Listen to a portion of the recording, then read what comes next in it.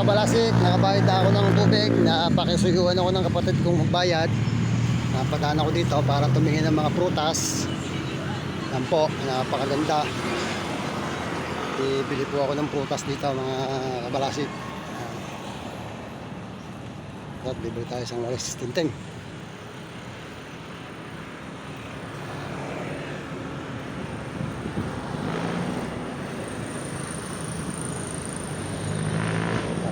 So dito bili isang pantakot.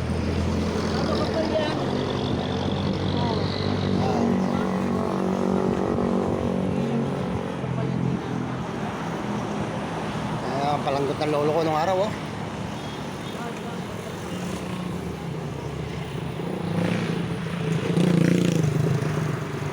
Boss, magkano ngayon ang balanggot na ganyan?